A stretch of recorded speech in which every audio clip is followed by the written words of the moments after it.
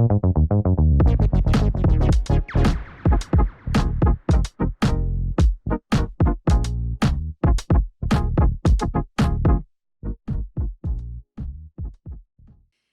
pessoal de casa, começando aqui mais um Briefing Talk e essa quarta-feira tá super especial com ele, Vicente Almeida. Oi, tudo bem? Tudo bem? Tudo ótimo. Tô muito feliz de ter você com a gente. Tô muito feliz também, esse retorno, né? Exato, ele já deu spoiler, mas vamos lá. É. É o retorno do Vice para Briefing, ele é nosso convidado especial de hoje, a gente vai falar um pouco de como o retorno, porque se você de casa não sabe, logo, inclusive no meu começo da Briefing, no começo da própria Briefing, ele já foi da agência com um projeto que chamava Indecent, ou Indecent, Exato. não é isso? Eu e o Jimmy. O Um Dimitri, passado maravilhoso. Maravilhoso, um beijo. Beijo, Jimmy, a gente te ama. E aí hoje a gente marca esse retorno, você voltando para Briefing, a gente vai divulgar, o pessoal de casa essa quarta tá vendo em primeira mão, porque a gente ainda vai divulgar você nas nossas redes sociais. Então, bem-vindo novamente, vai ser um sucesso aí o nosso caminho juntos. Tô feliz, tô ansioso. Acho que vai ser legal, né? Um novo mundo, novo tempo, né? Diferente Exato. daquele 2016. Diferente, passa aí, muita coisa muda, né? Muita coisa mudou. Muita coisa. E é isso que a gente também vai falar aqui, é um pouco não só da sua carreira, de como, o que você fez nesse tempo, quando a gente, né, quando você estava se dedicando a outras frentes. E eu acho legal a gente começar falando, porque muita gente te conhece, é muito legal. Porque quando eu anunciei lá no grupo, no café da manhã, todo mundo conhecia e alguém conhecia de algum lugar diferente, né? Porque o Vice tem uma linha de produtor, uma linha corporativa, e ele vai contar pra gente. Mas antes, eu quero primeiro que você me fale como foi que começou há 15 anos atrás a sua vontade de ser DJ? Porque foi há 15 anos, mas conta pra gente qual foi esse processo. Na verdade, a vontade de ser DJ, ela já existia há muito tempo, acho que desde criança, assim. Eu já via DJ como um deus da Que pista, legal. do show. Eu não queria ser um rockstar, eu queria ser um DJ. Legal. Então, essa vontade sempre existiu. Eu falo que a única coisa que eu sempre quis ser era ser DJ. O resto, elas foram acontecendo. Até o terceiro ano de colegial, eu não sabia qual faculdade fazer, mas eu queria ser DJ. Você já sabia isso? Eu Isso já era certeza? Já sabia, já era Muito certeza. legal. Então, isso começou na faculdade, justamente, né? Eu entrei em publicidade, eu saí do colegial, eu queria Parceiro também. e eu queria ser arquiteto. Mentira! Até o começo do ano, do último ano do colégio, eu queria ser arquiteto. Eu mudei, deu uma louca, eu queria virei publicitário, né? Entrei na faculdade de publicidade. E é um campo mais fértil, assim. Você conhece pessoas de diferentes Publicidade mundos, tem várias coisas. cabeças e tal. Então, foi legal. Então, isso impulsionou um pouco a minha... Sua criatividade também? A minha criatividade também. Eu acho que foi legal, assim. Mais do que o curso em si, academicamente falando, a faculdade me... Eu gosto porque... Desculpa te interromper, mas eu também sou publicitária e tinha aula de fotografia, e eu amo fotografia. Aí tem aula de designer, né? Eu lembro que na minha época eu fazia site. Você fez isso? Não, todo mundo teve que fazer, né? Poxa, era um boom de fazer coisa site. Chata, mas, gente, site eu não gostava mesmo. Fazer CorelDRAW, lembra? Lembro. Tinha que vetorizar. Design gráfico, designer, tudo, pois é. E o legal é que, então, a publicidade, ela te dá várias opções, né? Então, desde a parte até de roteirização, que você, comunicação, você também tem vários parceiros ali, jornalistas junto com você. Então, tem várias coisas legais. Eu tinha amigos do direito que falavam que eu ficava brincando de massinho o dia todo. Então... Sério? Esse era o meu curso na visão das pessoas. Mas era legal, assim, era fértil, era criativo. Você tinha uma amplitude de interesses muito grande. Isso ajudou. Então, logo já conheci o pessoal que fazia as festinhas da faculdade. Legal. Isso me conectou com um outro tema que eu até então não tinha explorado na minha vida, que era um mundo dos eventos. Legal. E foi essa junção, esse casamento de eventos com a publicidade, com estar na efervescência da faculdade, das festinhas, que me trouxe as primeiras gigs ali. Você lembra da primeira? Eu lembro da primeira. Foi uma festa com Jorge Benjor, da faculdade. Tava super nervoso, assim. Foi uma coisa... É a mesma do P8, será? Não, foi antes do P8. Porque eu estava no dia que o P8 tocou a primeira vez. Ele contou aqui no programa 2 semanas atrás que a primeira gig dele foi com Jorge Benjor. Foi. Será que a gente vai ter que chamar o Jorge Benjor? Não, ele apadrinhou, né? Não, com certeza. Não, nem sabe que eu existo, porque eu toquei... A minha primeira gig foi muito boa, porque eu toquei assim, a festa começava às 10. Então, era a minha primeira, o cara falou, você abre a festa, toca um sonzinho mais leve, e aí você vai recebendo a galera, o warm-up, normal. Eu gosto de fazer até hoje. Eu acho o warm-up mais importante. Fino, tem que ter uma sensibilidade, né? Mas naquela época, enfim, tava feliz de estar lá, meu nome do flyer, ainda era flyer, né? As pessoas recebiam um papel. Você pegava o papel mão, impresso. Um pôster, assim. Na faculdade tava colado, né? Na faculdade inteira, nos DA, CAs e tal. Eu tava me sentindo o Fatboy Slim. Muito bom. E aí que atrasou a porta, meu horário era das 10 às 11, a festa abriu 11h30. Ou seja, eu toquei pra staff. Pro staff. Mentira, ninguém te viu? Ninguém me viu. Essa foi a minha primeira experiência. Mas foi num show do Jorge Ben. Eu tenho um pôster que achei até ontem. Que tinha Jorge Ben e meu nome embaixo, assim, tava super... Bom, então, comecei com... A primeira já foi um puta peso, vai. Eu tinha feito um curso de DJ, ainda com, sei lá, uns 14 anos. Mas eu nunca tinha tido a oportunidade de tocar em nenhum lugar. Essa foi a primeira. Legal. Mas foi legal. As pessoas eu comecei a fazer mais contato com as outras pessoal de arquitetura, pessoal de direito. Comecei a tocar nas festinhas e cervejadas. Então, foi minha iniciação, foi na universidade, na faculdade. Legal. E era muito legal. Sim. Porque eu comecei a ter contato com todo mundo, com agências. E ali é onde cria os eventos, gente. Todo mundo sabe, né? Foi ali que surgiram, inclusive, os donos de grandes agências. Eu conheci vários lá, inclusive, nessa época, assim. Exato. Os meninos da Ficha, eu já sabia quem eram, sabe? Eles tinham uma loja de roupa. Exato. A gente já meio que se conectava ali, os colégios eram conhecidos e tal. A gente ia na festinha de um colégio. Legal. Enfim, bastante gente da cena de hoje era daquela época. Eu sou contemporâneo deles, mais ou menos. E aí, justamente por esse mundo de eventos, me encantou, me tirou até então, eu estava na faculdade querendo trabalhar numa agência, criação, igual todo mundo pensa, publicitária. E eu consegui um estágio numa agência de eventos, de formatura, óbvio, porque eu estava lá. Legal. Nessas festas que eles faziam, produziam e tal. Eu virei estagiário. E aí o mundo de eventos me picou, assim. Então, eu nunca mais... Mudou minha vida. Muda a vida. Então, eu falo que as coisas vão acontecendo na minha vida sem muito planejamento. Mas elas têm uma coerência, assim. Se você for olhar o storytelling... Elas são interligadas. Elas se interligam. Embora o mundo de DJ sempre existiu, aquela vontadezinha. Legal. E a gente vai fazer uma correlação com hoje mais tarde. Mas foi assim. Legal. Foi assim o começo, foi com faculdade, eu comecei a estagiar nessa agência, que era uma agência grande, a B2, formaturas. E você também tocava com eles? Eles deixavam você ter? Tocava ainda não nas formaturas, né? A formatura da GV era muita responsabilidade, ainda para um jovem iniciante, mas eu tocava nas cervejadas, no pré-evento, naquelas coisinhas, eles nos sabiam... happy hours da agência, né? Legal, eles sabiam então do seu dom, assim? Sabiam, e gostavam, incentivavam, isso foi importante. Talvez eu teria desistido ali. Com certeza. Com certeza. E aí foi um passo importante também, porque eu conheci um pessoal do mercado que até hoje, nessa época, nessa mesma época, que tava começando uma festa que já era um hypezinho em São Paulo, que era Inner. E Inner, com certeza. Do Dré Guazelli.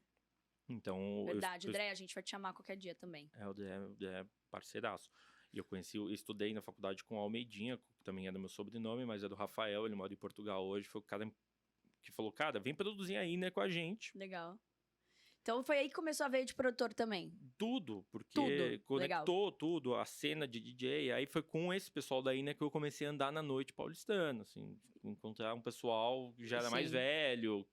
Inclusive, e que a noite de balada era o que estava em alta, né? Hoje em dia a gente não tem tantas casas noturnas, por mais que tenha, mas era o auge, né? Era muito louco, porque era uma cena bem de clube mesmo, né? Clube. Os residentes, né? O Johnny e o Raposa contaram aqui, né? Que era o tinha uma importância ser residente de um lugar. Então era uma chancela, né? Você falava, eu sou residente de tal clube, já te chancelava, te colocava em outro nível. Outro patamar, total. Então eu comecei a ter contato com os DJs também, que eram mais velhos do que eu. O Raposo ainda, eu lembro dele, assim, mas o Fatu muito. Ei, Fatu, te chama de velho. Tio Fatu, né? Meus amigos falam que eu sou o Fatu mais novo. Pior que é verdade, essa barbinha loirinha, esse cabelinho loirinho aí. O Fatu foi muito generoso, assim, porque ele sempre foi o cara que... E ele tinha um projeto super famoso na época. Sim, fazia turnê na Europa.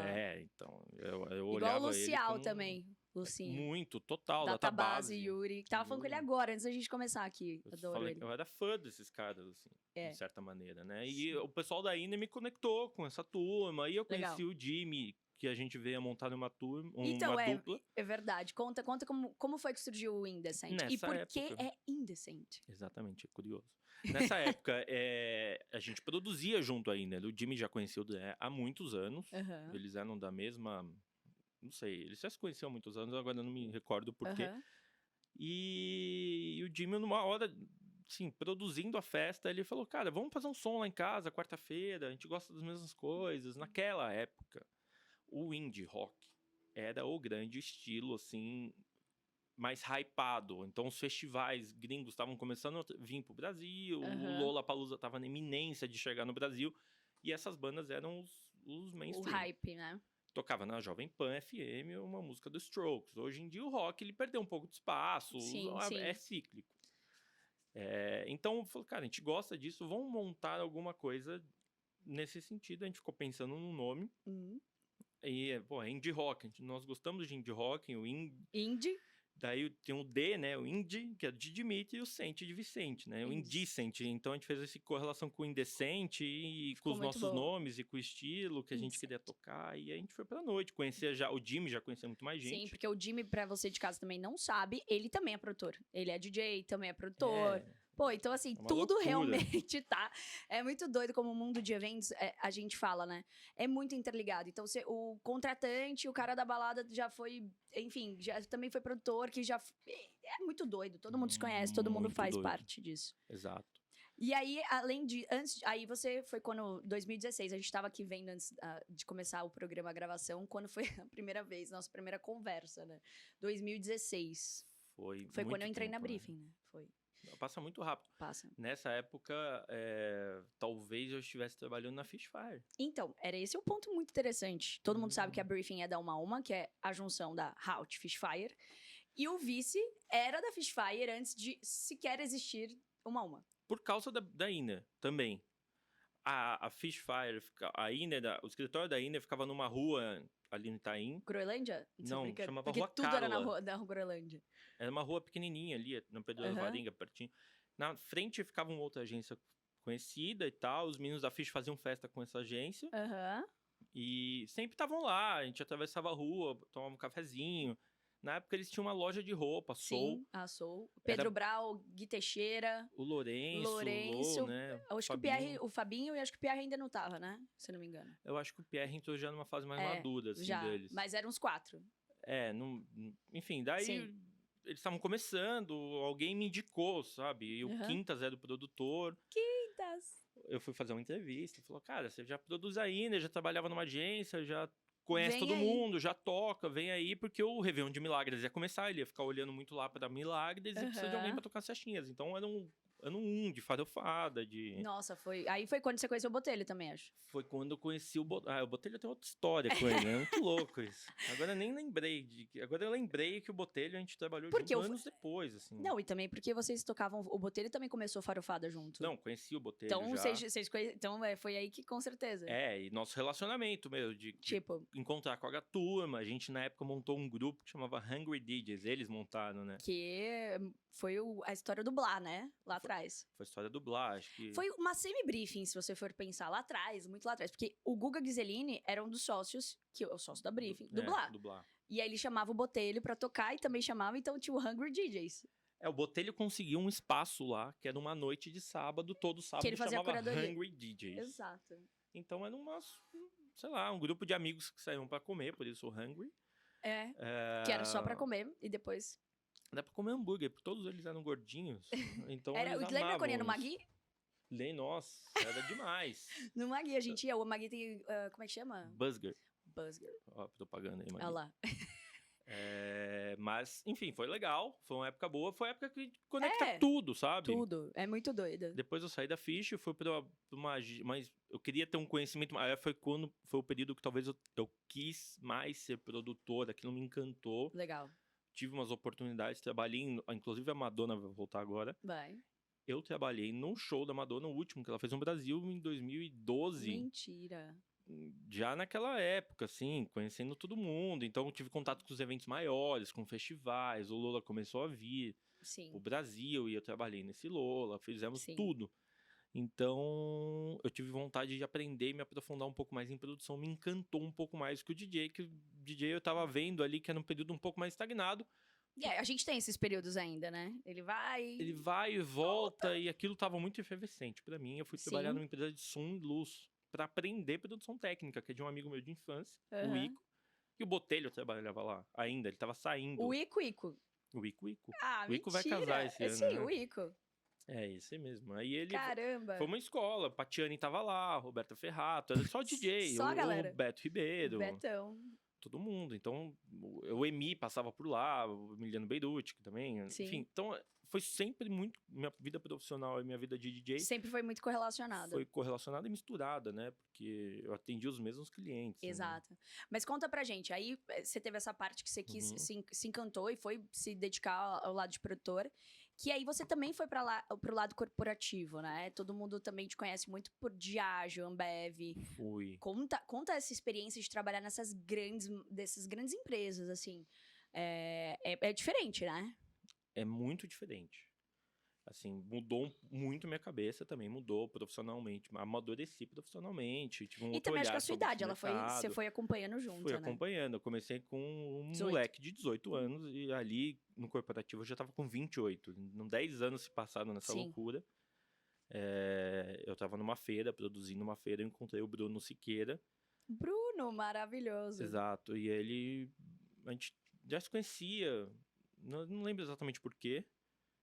E ele falou, cara, eu tô com um projeto novo aí no Vilas. E eu e o Alezinho Volvelberg. Alezinho.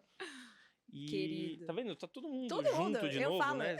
As pessoas não se separam, elas vão se juntando. Porque hoje, gente, a gente só falou assim, porque o Alezinho, ele que cuida do Vilas, que era o que o Vicente tá contando, e hoje faz parte do grupo também. Então o Alezinho tá lá com a gente. E a Robertinha tá fazendo um projeto com ele lá na agência, sabia? Eu vi, eu falei com ela recentemente disso. E aí, agora, você viu como todo mundo volta pro mesmo lugar. É incrível. É muito bom. Conta, aí o Bruno te falou. E aí eu comecei a trabalhar com a Lê, no Vilas. On Trade, a gente começou a atender a Ambev com umas marcas novas que estavam chegando. Legal. O projeto super deu certo. E a Ambev me chamou bem na pandemia, assim, e eu fui trabalhar lá para cuidar de Hu Garden, ser pessoa... Maravilhoso. Embaixador e enfim. E foi um período muito legal, porque foi a primeira vez que eu tive contato com uma empresa muito grande, assim.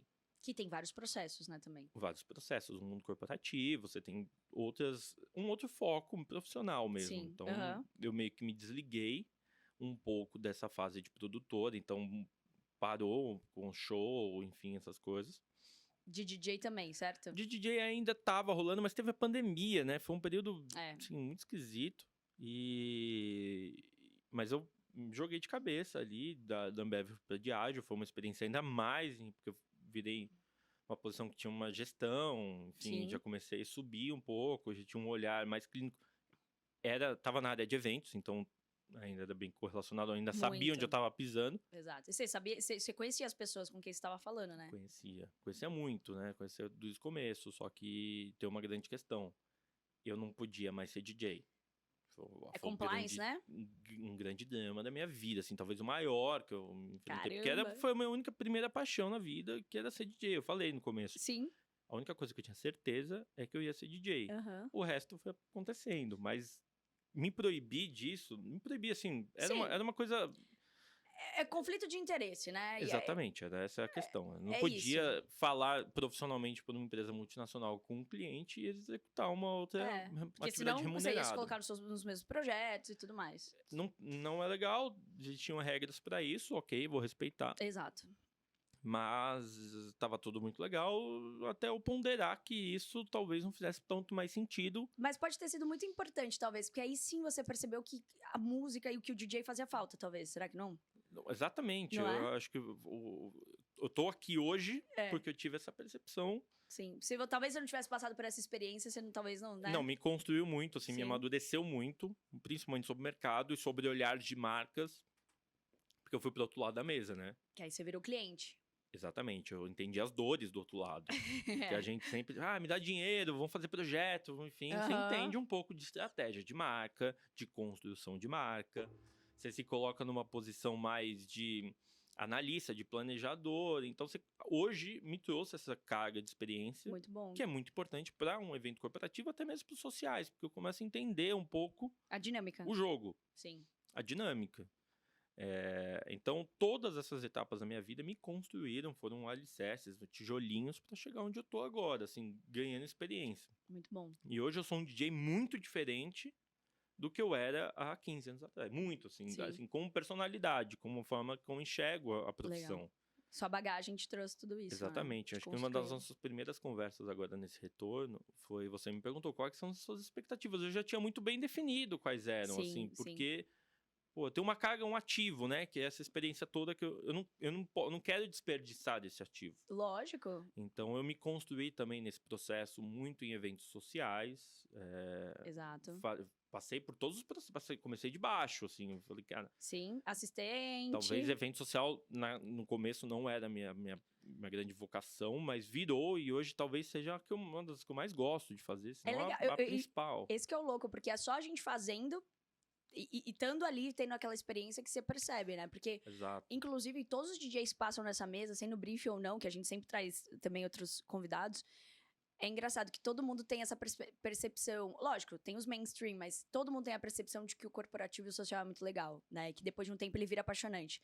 Porque tem um certo... no começo ele tem um certo, né? Tipo, pô, você quer tocar nas festonas, não você quer ser headliner. Depois você começa a ir pro corporativo, você começa a entender. E por você ser briefável igual você é, né? Eu acho que é a sua oportunidade de mostrar, talvez, mais da música e mais opções, né? E tem uma frase muito legal, assim, o Rafa Moraes que falou, ele tem um DJ que tem a vocação para ser produtor e construir uma imagem sobre a carreira dele, e é legal, é uma outra vertente, mas tem aquele DJ que gosta da essência do DJ de baile. Sim. Que busca repertório, que toca de tudo, que pesquisa... Sim. Que quer saber mais sobre as pessoas e não se prende muito a uma geração, a uma cena, ao que tá tocando. Exato. Porque você vai se aprofundando naquela vocação. Então, hoje, eu fui me encontrando nisso, assim. Muito legal. Uma que eu comecei a aprender um pouco mais sobre marcas e pessoas, Sim. Né? Então, eu acho que é tudo, as empresas e tudo, a gente hoje tem várias... A gente consegue falar um pouco mais aberto sobre isso. Mas as marcas e as pessoas são tudo, né? Tipo... Os soft skills aí, lógico, o hard é muito importante, mas os soft skills vem Exato, super assim, se destacando. Esse é o perene, né? Porque o resto, as flutuações do mercado mudam. Total. A cena muda. Isso continua. Então, entender sobre a construção, como você pega o briefing, né? O nome da agência não poderia ser o melhor, porque como você pega esse briefing, quando você entende o outro lado da pessoa, do projeto, você você começa a construir uma história na cabeça, e a partir disso você cria sua narrativa em repertório. Sim. Então, eu falo que nas primeiras reuniões com todo cliente, eu não costumo falar já de música de cara. O que você fala? Embora eu seja um DJ. Eu falo sobre pessoas. Assim, me conta essa história. Qual história você quer contar nessas horas de evento? Legal. Se é um casamento, que é muito legal, porque é uma festa da vida de duas pessoas. Exato. Então, talvez seja um momento... A gente espera que seja única. Eu espero. A gente faz de tudo, pelo menos no nosso lado. O Botelho, a gente falou isso esse fim de semana, né, Botelho? O Botelho já fez 2 casamentos ou 3 da mesma pessoa. O Botelho já fez uma festa de... separação. Foi. Isso é maravilhoso. Eu acho isso muito legal, cara. Porque a gente precisa... Vamos normalizar festas, comemorações de separação também? E contratar DJs. Vamos normalizar isso? Porque tem que ser, cara. Eu acho que faz parte. A gente tem que comemorar todos os momentos, né? Exato.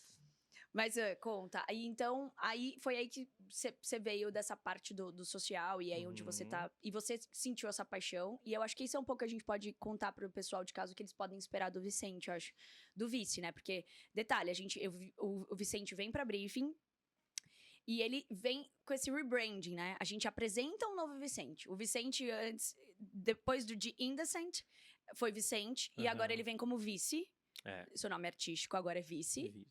E a gente vai lançar, enfim, logo, estratégia e tudo mais, mas o que as pessoas podem esperar, talvez é isso, né? O corporativo, o social, que você tá indo super legal. Como principal, assim, eventualmente, óbvio que eu não vou deixar as oportunidades, festas, noite, porque isso é o que oxigena também, né? O que você traz da rua pra dentro. É a mesma coisa que a gente tá falando, é super correlacionado. Então, o seu novo cliente que te vendo hoje numa festa, numa balada, ele vai querer que você toque no casamento dele. Isso sempre acontece, né? E é de gerações. Graças a Deus. E a gente tá numa geração que a galera tá casando, né? Tipo, os nossos conhecidos, assim. Exato, Da nossa idade tá casando e aí vai passando de geração, né? Muito doido isso.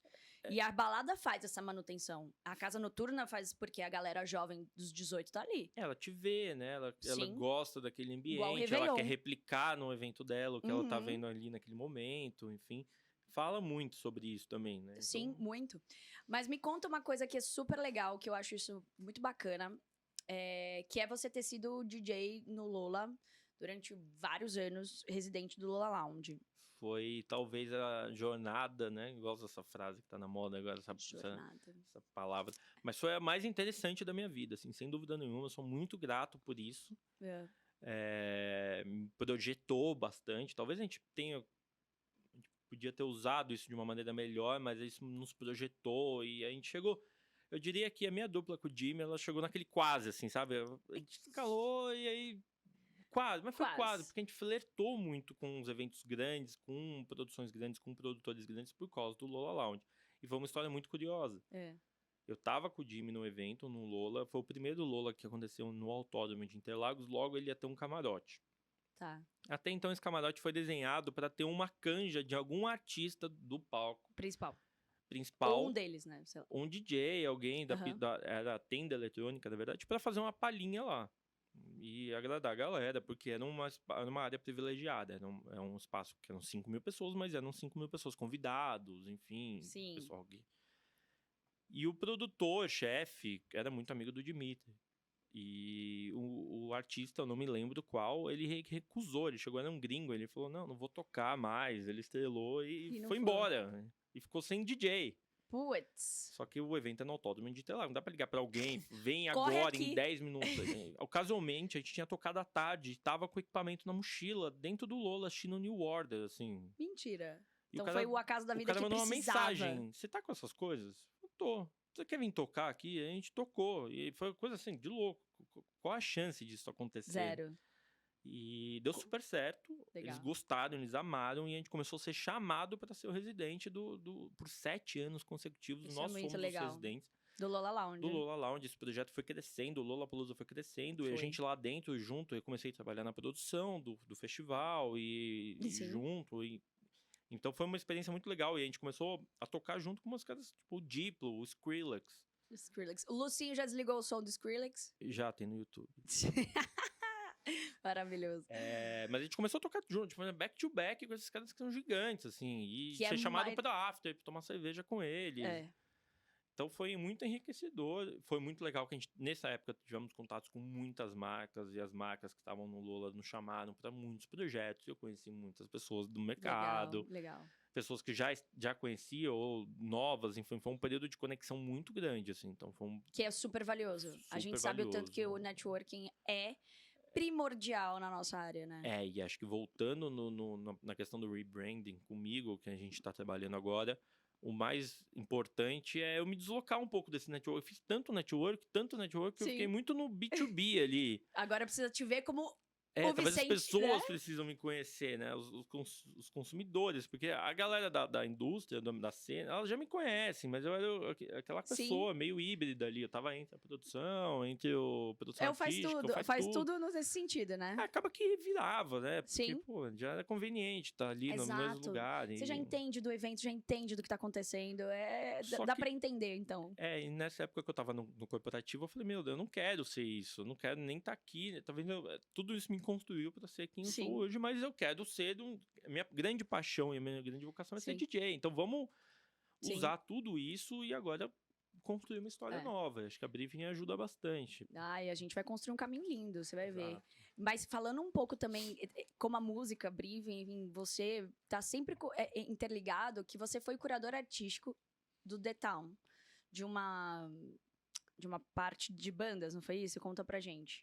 Na verdade, assim, o The Town, ele surgiu também por produção. Eu fui chamado para estar na equipe de produção artística de backstage, em específico da Ingrid Berger, que é uma referência. Ela faz desde o Rock in Rio, enfim, cuidou de todo mundo que veio pro Brasil, de Michael Jackson enfim, Queen naquela época, né? Então ela fez todos os últimos, sei lá, 5 edições de Rock in Rio, e o Rock in Rio é o grupo que tá por trás do The Town.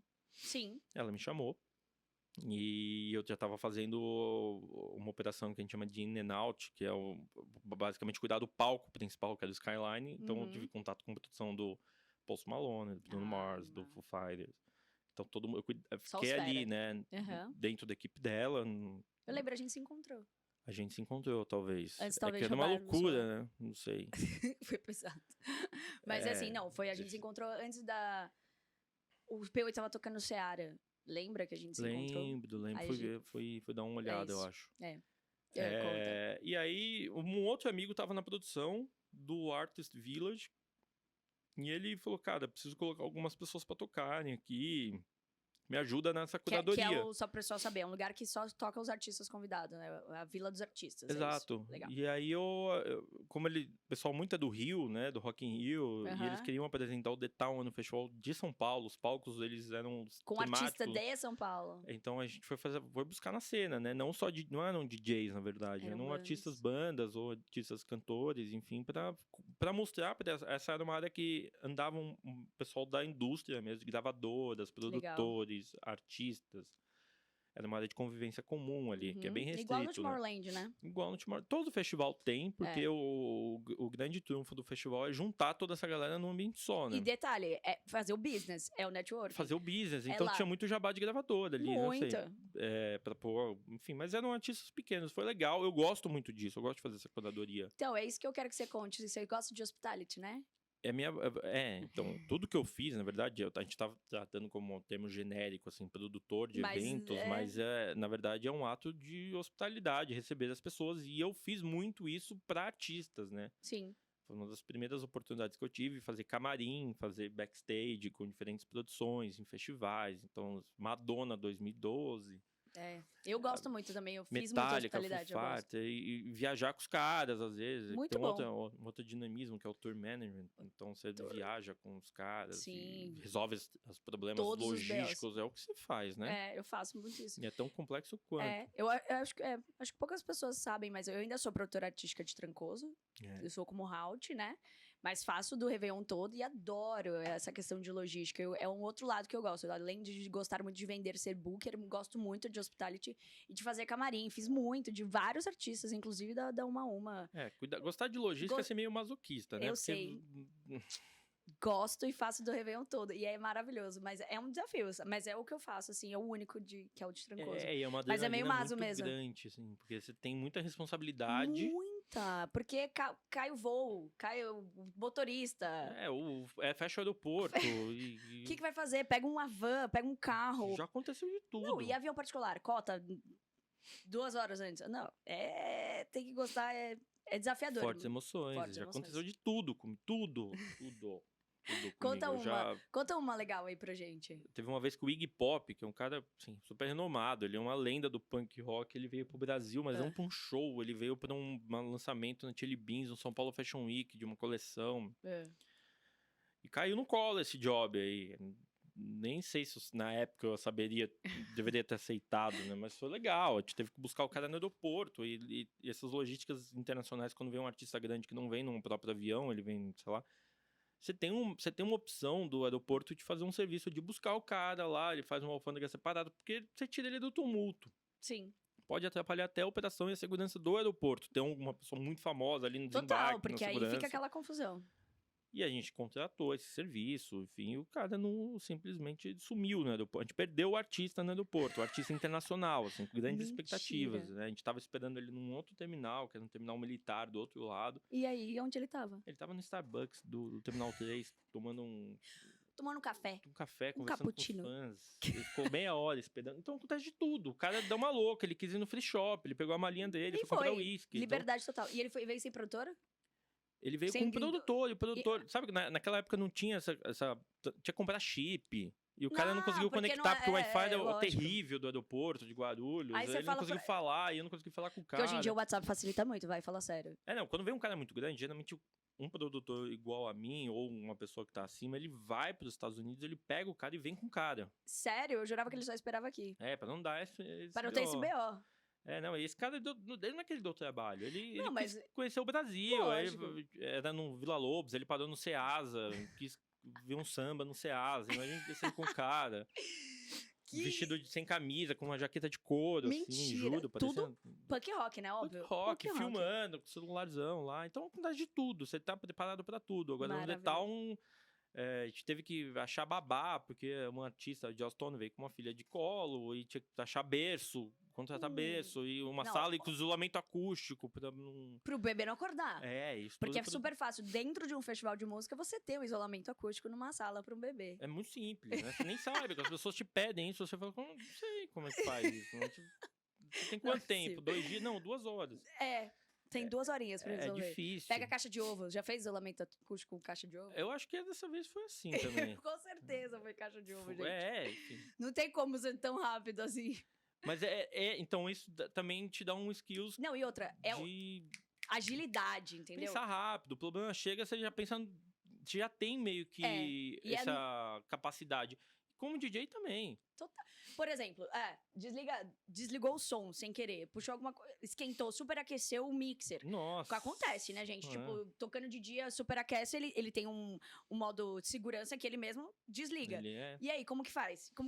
E sempre o DJ tá ali no público, né? Com a cara tapa mesmo. Sempre acho que a culpa é do DJ. Com certeza. Não é? A caixa do cara estoura. Foi você que aumentou. Você que aumentou. Desculpa os nossos fornecedores que a gente ama. Não, com os nossos isso não acontece nunca. Nunca. Mas isso já aconteceu no passado, assim. Então, você tem que saber ter essa maleável flexibilidade para tá pronto pra tudo. Inclusive, assim, pra mudar o seu plano de rota. Mas eu acho que isso te faz, assim, um DJ, cara, muito 360, porque você tem um olhar, por exemplo, igual quando... Tô falando de um serviço de uma agência, né? De DJs, igual a gente faz. Pô, você tem a logística ali redonda, você chegar lá na gig em Brasília, de exemplo. Você sabe que aconteceu alguma coisa, tem todo por trás, né? Que são várias pessoas envolvidas. E é isso que é interessante. Isso os nossos artistas, até todos os outros que a gente conhece, que não são da Briefing, são nossos amigos, são de outros lugares, ou até nem tem. Mas isso é interessante porque pode acontecer com todo mundo, cara. Por mais que se alinha, realinha, double check, 3, 4, 5, 8 vezes, acontece. A gente tá disposto, né? Na verdade, tá exposto a isso, né? Eventos, né? Eventos é pra quem tem coração forte. Mas é aquilo, você tem que estar com plano A, B, C, D, já sabendo, e nada substitui a experiência. Exato. Você pode fazer 1000 cursos, você pode aprender com os...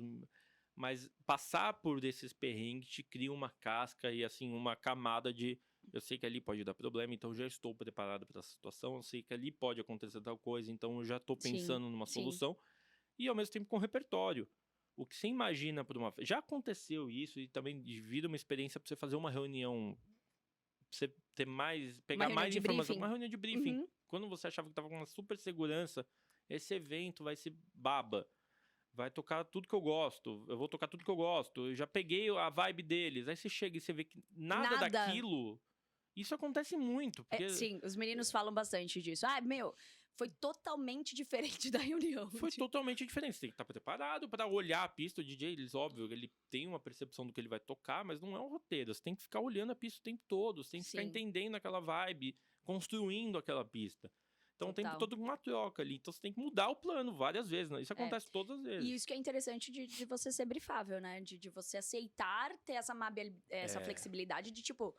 Peraí, agora eu... E detalhe, acho que pra você também funciona assim, né? Do social ou do corporativo. Você pensou que vai tocar hip hop, house, disco, de repente te pediram, sei lá, pop. Acontece. E aí você tem que ter É a mesma coisa de produtor, né? Aconteceu já. O quê? Não vou citar nomes, mas aconteceu já. Num casamento. Eu tava de assistente. Que viram o DJ contratado e eu assistente dele tocando nas maiores festas do Brasil. O cara é muito bom, muito bom. Mas essa era de eletrônico, puramente de eletrônico. E contrataram ele por causa da festa de eletrônico. Então, pressupõe-se que o cara vai tocar aquele estilo. Uma hora de festa, ela virou pro DJ e falou, olha, acho que já deu de eletrônico, agora pode tocar um sertanejo? Mentira, eu falo. Não, desesperador. Então, um olhou pra cara, não é que, vamos tocar um pop, porque... São estilos correlacionados, você vai brincando com... Mas sertanejo é bem diferente. Sertanejo é muito específico. Muito. E a gente tem que estar preparado. Tem que estar ali, a pastinha de sertanejo. Quem não é assim, é uma coisa que eu ouço em casa. Outro que eu pesquiso, eu tenho que estar antenado. Exato. Eu gosto, eu adoro. Eu sou criada no interior, né? Então... Eu também, eu sou de Araçatuba. É verdade, eu sou de São João. Eu sou de São Paulo, mas fui criada em São João da Boa Vista, né? Mas eu gosto de algumas coisas, outras não, mas enfim, eu tenho que estar antenado. Tem que ter de tudo, né? Tem que ter a pastinha de tudo ali. E é o que você falou, você tem que ser brifável. Sim. Então, eu gosto agora, aprendi a fazer uma reunião com esses anos todos, passando por esses percalços, para você entender essas pegadinhas Sim. que os noivos não te contariam. Sim. Você tem que entender deles, assim, olha, vamos falar sobre as pessoas, muita gente do interior. O público, A idade é super bem explicado. importante. Então, onde vocês costumavam sair. Enfim, você começa a descobrir sobre a pessoa, sobre a vida da pessoa, você tem uma história na cabeça. Então, você Sim. mais ou menos sabe onde pode acontecer ali uma pegadinha. Isso é verdade. Obviamente, com assessoria, qual é o timetable do evento. Então, o que falam? Tempos e movimentos. Do jantar de tal hora, enfim. Então, você tem que estar conectado com tudo. Sim. Então, pra quem acha que o DJ só fica lá escolhendo música, Muito não, é um pelo trabalho... contrário. Cara, É muito doido. Você viu tudo que a gente falou aqui, cara, realmente um trabalho, é um repertório, são detalhes e detalhe. Detalhes de um detalhe muito importante. Cada festa é uma festa única.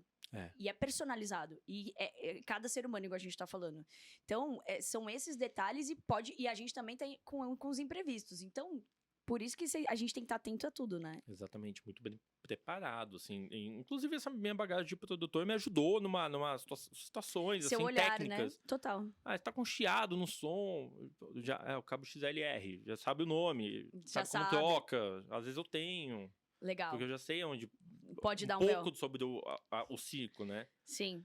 Isso então, é verdade, não é sobre legal. a música. Então, isso também cria uma bagagem. Você já sabe ali, conversa com os fornecedores, que você já trabalha há muitos anos. Já então, conhece. Isso facilita, né? Você chega, já tá em casa, já tá sabe. Em casa, ele já sabe como você toca, como que você quer o retorno. Então, o ambiente já... Cara, assim, nada substitui a experiência. Passar por tudo isso foi uma bagagem. Total. E, claro, tem uma jornada muito grande pela frente ainda. Total. Mas e é onde a gente vai se dedicar agora, né, Vici? E é onde a gente vai se dedicar nessa nova fase. Exato. Vamos nessa parte. E, assim, só comentando, óbvio que a gente não pode terminar esse programa sem falar da Dan Fridays, que é uma festa que eu gosto bastante. Fui na última. Ele tocou a música que eu sou mais fã. Cruise. Eu sou muito fã daquela música. Muito, muito, muito, muito. E eu acho muito legal porque é essa versatilidade da Dan Fridays. Então, que é uma festa de indie rock, né? Tudo bem que você fechou, né? Com a Cruise, mas me conta um pouco da festa. Quero que você fale um pouco do que é essa identidade, de onde veio, pra gente... É uma festa que é meu xodó, assim. Se tivesse pra falar você que criou. É um filho. Na verdade, eu não criei, ela já existia com outros sócios. Inclusive o Dé era sócio no começo. Sim. O Ivan e o Tomás continuam como sócios, mas ela já existiu, eu era o DJ. Um dos DJs, né? Muito um legal. dos ela tinha uma recorrência. Então, naquela fase de efervescência desses festivais, de vir Strokes, de vir essas bandas indie rock, do Database, do projeto do Fatu, do Killer on the Dance Floor. Isso era um hype. Então, lutava toda sexta. Era onde a galerinha... Foi a primeira vez que eu vi aquele pessoal que ia de salto alto no clube do Itaim começar a colocar um tênis no pé pra ir numa festa à noite. Legal. Foi a primeira vez que eu tive um... Nossa, a gente tá desconstruindo alguma coisa. A gente tá meio que democratizando também. Tinham pessoas de outras cenas que iam, do underground, junto com o pessoal mais do high-end. E todo mundo junto se divertindo. Legal. Então isso me cativou. Então ela tem um período nostálgico que a gente continuou com a festa. Em determinado momento eu entrei ali na organização. Legal. A gente faz recorrentemente, vai acontecendo agora sexta-feira. Sexta na Heavy. Na Heavy House. Todos convidados. Ela é um grande encontro nostálgico de quem gostava de curtir essa época. E pessoas novas também que não conhecem esse som. Ela é baseada em indie rock. Legal. Mas outros estilos correlacionados. A Cruise não é um indie rock, mas a gente eventualmente toca um disco, toca um hip hop, toca um pop. É pra ser fã.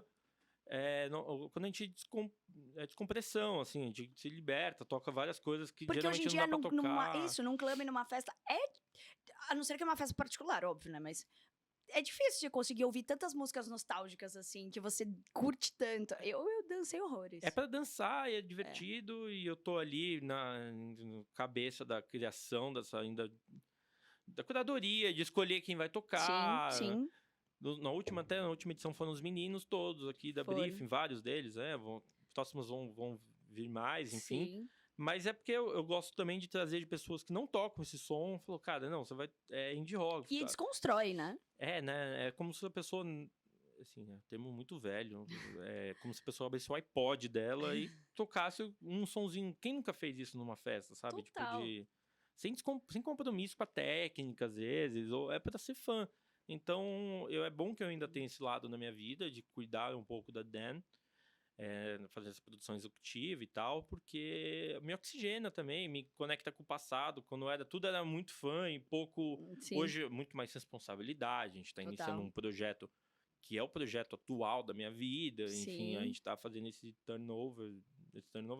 turning point aí, e construção e tal, mas naquela época era o Vicente do Festa Universitária, que tocava nas festinhas da SPM, da Mackenzie, enfim, e tocava isso tudo. E é bom que a música é sobre isso. Eu acho que todo programa a gente fala, ou é moda, ou é sobre algum outro assunto. A gente trouxe várias pautas e toda hora a gente mostra o quanto a música, ela é inspiradora e ela tá ligada em todos os momentos. E como ela traz essa sensação. E ela é muito importante. Então, a gente não tá falando somente de festas, baladas, clubes. A gente tá falando de memórias afetivas. A gente tá falando de construção. A gente tá falando de, igual, casamentos. Noivos que se conheceram em algum Madame Fridays. A gente tá falando de história. Então, assim, muito louco, é muito né? louco que tem... E todas essas conexões que você contou da sua história, da sua vida, da sua bagagem, todas ligadas e interligadas com música e produção e eventos. Então, como isso é enriquecedor, né? As pessoas que me olham de fora, talvez elas imaginam, essas pessoas do meu colégio, meus amigos que não são do mercado me olham e falam, nossa, cada hora ele tá fazendo uma coisa, uma hora ele tá no The Town, outra hora ele tá divulgando um projeto novo de DJ, outra hora ele tá viajando com um artista. Quem que você é, sabe?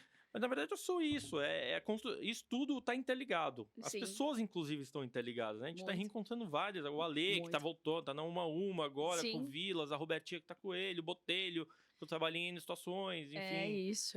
É muito legal, eu acho que isso tudo enriquece. Eu tô num período mais maduro para entender e assimilar tudo isso e transformar isso num produto mais legal. Legal. Com toda essa bagagem, acho que são 15 anos que passaram rápido, mas foram muito enriquecedores, desafiadores, mas produtivos. Total. Eu me sinto hoje na minha melhor fase, assim, como artista, como DJ mesmo, e tô muito empolgado, assim. Você tá pronto pra essa fase aí que a gente vai colher vários frutos. É isso. É isso, com certeza. É isso. Cara, foi um bate-papo muito gostoso. Fluiu, né? Fluiu muito bem, adorei, foi demais. A gente contou aí, lógico que a gente pode fazer um só pra você contar histórias engraçadas, que pode ser muito bom, dos seus backstages. Nossa. Que sempre tenho certeza que você tem milhões delas. Pode, né? Não vou ser chamado nunca mais. Show nenhum. Nunca mais vai ser hospitality de porta. nada. Tô brincando, mas então aqui a gente vai finalizar, né? E eu quero que você... antes de finalizar, na verdade, eu quero que você fale um pouquinho da sua inspiração. Tipo, se você tem uma inspiração de DJ, de música, que é muito relacionado com o que eu gosto sempre de finalizar o programa, que é pra você deixar uma mensagem para as pessoas, sabe? E eu acho que pode ser de vida, de produção, mas é muito desse papo que a gente tá falando, sabe? Pra inspirar, quem sabe, a pessoa que tá ali, que tá começando a ser DJ, ou alguém que tá nessa dúvida, alguém que vai e volta. Então, eu acho que... Posso falar? Eu tava pensando, a gente conversou um pouco disso antes de começar a gravar e tal, mas eu tava pensando que talvez as minhas maiores inspirações sejam meus amigos hoje. Isso é muito fofo! Não é pra ser tão bonitinho assim, mas por exemplo, o Fatu, o Lúcio, o Yuri, o Jimmy, o Lucas Bochá, que eu comentei, eu fiz muita coisa com ele, que me colocou em várias situações e oportunidades. Eu comecei a ser booker com o Luquinhas. Luquinhas, beijo. Eu sou muito grato a todos eles, e eles foram uma inspiração. Exato. E eles continuam, o Du Ferreira, eles são minha inspiração, assim, de... Quando eu tava começando, eles já existiam, talvez, o Botelho, no grande, Botelho era um DJ que eu falei, caralho, ele toca de tudo. É legal ver ele tocar na bolacha, né, no MK. Porque era muito diferente aquilo, ninguém fazia. Sim. Poucas pessoas faziam, e ele era um cara muito... Então, todos eles são muitas inspirações. Essas que eu mencionei, assim. E hoje é um prazer estar junto com vários deles na Briefing. Exato. E tá junto na vida, porque a gente é amigo, a gente já viajou pro festival na Europa, já fomos pra Croácia ver DJ, né? Ver eles chorando por verem as inspirações deles, assim. Defected. Foi muito louco. Só eles sabem, porque é um puta festival incrível. Muito, nossa, e enriquecedor, assim, ao mesmo tempo que o indie rock é uma grande inspiração, porque foi minha base, eu vivi aquela efervescência de ser contratado por um festival, de estar ali junto com os headliners, de fazer uma festa. Viver isso com eles, também tinha um pezinho no house music, viajar com eles pra ver sei lá. Sim. Sundevine. Nossa, todo mundo. A gente viu dinossauros lá. Assim, Shapeshifters. Então, também, que era uma música que eu ouvia quando eu era criança. Minha irmã colocava, minha irmã é muito mais velha, ela colocava pra ouvir, eu já associava. Nossa, esse tiozinho. Tem mais de 60, 70, quase. E ele tá lá tocando. E eu vi o Fatu emocionado vendo isso, entendeu? Aí você vê a importância do que tem na vida das pessoas. Então essa é a minha grande inspiração. E acho que a frase, não tem uma frase, mas é um estímulo que as pessoas, assim, toda experiência é válida. Legal. Em todo lugar você consegue aprender com erro, com fracasso, com acerto, com sucesso. Você consegue aprender e te construir. Se você tem que saber, talvez, colocar isso na sua mochila. Legal. Porque isso te transforma como pessoa e nada mais justo eu ser grato por todo esse meu passado de 15 anos, de todas as situações de perrengue, de insucessos, muitos, assim, de projetos que não deram certo, de projetos que quase deram certo, de projetos que foram legais, que continuam aí. Tudo isso te constrói. Então, eu acho que a maior frase, o maior legado que eu vou deixar, assim, é falar para as pessoas que todas as experiências são válidas, assim. Então, isso te constrói como pessoa, principalmente, depois como profissional. Muito bom. E te traz onde você está agora, que é onde eu estou agora. Maravilhoso. Eu acho que tornando a briefing. É isso. E a gente tá muito feliz com esse retorno. Hoje a gente colocou ele de novo no grupo dos DJs geral. Então, foi uma comoção. Tá todo mundo muito feliz. Eu amei. E exatamente isso que você falou é verdade. Eu acho que a gente tem que olhar todas as nossas experiências pelo lado da onde a gente pode tirar coisas boas delas. Se elas foram ruins ou boas, de forma... tenho que tirar, e eu tenho certeza que todo mundo já aprendeu muito mais com o erro do que com o acerto. Com certeza. Então, eu acho que é muito válido. E o insucesso, ou o fracasso, ou a falha em algum ponto, pode ser o acerto daqui a pouco. Exato. Né? E eu acho que isso é o que transforma a gente. Tudo te empurra pra frente. Total. Essa é a visão que você basta a gente querer também, né? Mas, Vi, eu amei. Muito, muito, muito obrigada. Foi demais a gente tá fazendo esse programa, a gente tá lançando você de novo. Seja bem-vindo de novo. Vai ser um sucesso. E você, de casa, fica vendo aí o que agora o Instagram. A gente vai subir o link do Instagram, todas as mídias. A gente vai lançar na briefing, collab com ele também, para vocês começarem a seguir. Para começarem a contratar também. Mesmo se você estiver se separando, a gente faz a festa o término. Também. Com certeza. Obrigada. Obrigado, eu. Agora amei. Vamos para nossa reunião de planejamento, né, gente? Tem mais trabalho aí. Vamos agora. E você, te espero semana que vem. E fica aqui o convite para você curtir, comentar, compartilhar. Isso ajuda muito a gente aqui com o nosso programa, que eu sei que você de casa tá adorando e a gente muito mais de fazer para você. Obrigada. Beijo. Tchau, tchau.